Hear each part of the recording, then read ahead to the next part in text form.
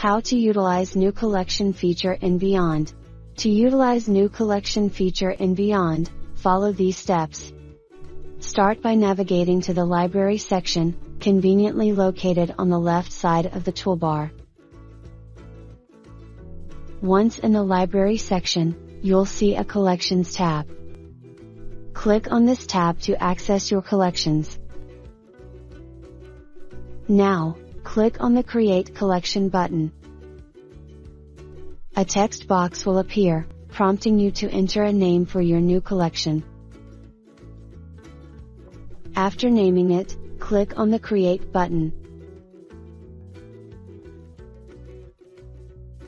You've just created a folder for your collection.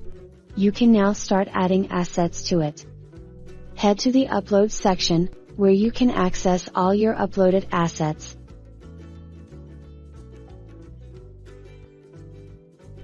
Locate the asset you want to add to your collection. Click on the three-dotted button next to the asset. From the options that appear, choose Add to Collection. Here, you can either create a new collection on the spot or select an existing one. The chosen asset will be added to the collection of your choice. If you have more assets to include in this collection, simply repeat the process, and your collection will gradually grow with the assets you need.